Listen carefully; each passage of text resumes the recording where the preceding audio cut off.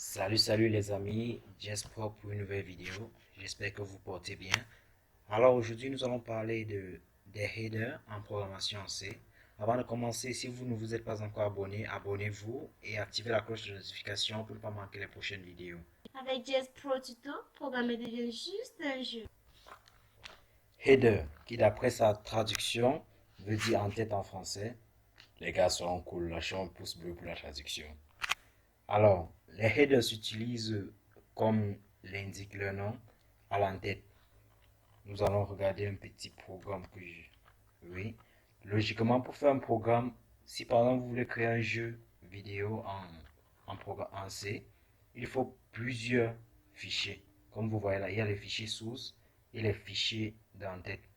Pour appeler un, un fichier d'entête, qui veut dire pour appeler un header, observez bien la syntaxe. Nous avons un dièd include. On fait ceci et on met le nom du header en question. Par exemple, là, je vais mettre stage.h.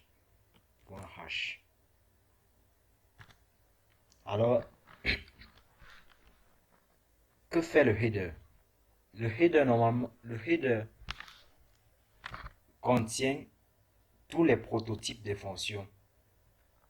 Chaque header contient tous les prototypes de fonctions. Par exemple, dans mon programme, si je voulais créer un jeu de nom Snake Game, par exemple un jeu de serpent, j'ai créé par exemple stage.c qui va contenir les fonctions des stages du jeu, les fonctions qui vont gérer les stages du jeu.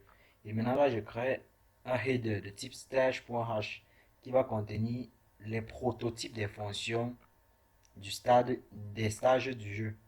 Donc là maintenant, je vais inclure stage.h, ce qui va permettre à ma fonction, à mon programme principal, d'aller chercher la fonction en question lorsque je vais l'appeler dans le programme.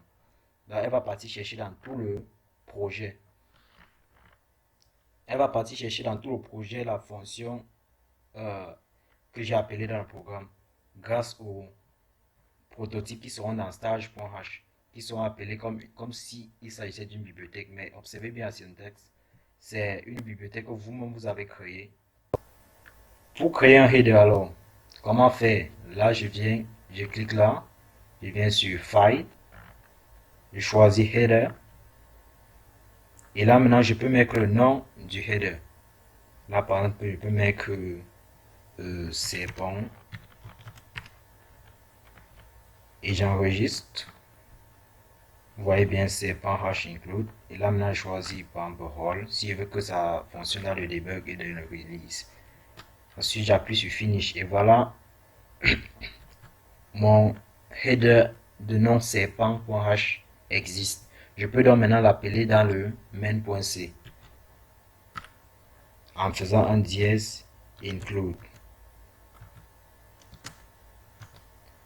serpent.h.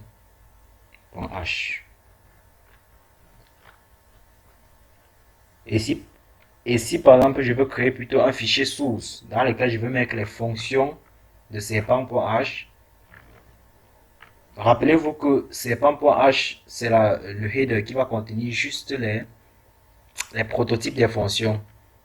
Donc là je viens là, je choisis fichier C, C++, donc je choisis le C, next, et j'ancre juste le nom, serpent,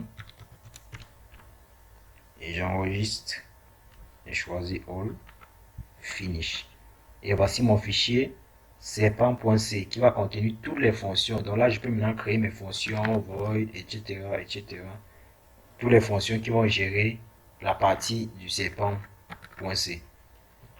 Ok, vous avez compris le principe. Et maintenant, où se trouvent les bibliothèques standards? Si vous voulez retrouver les bibliothèques standards dans la machine, vous venez juste dans disque local C, programme file, vous venez là dans code bloc, min.gw, dans include.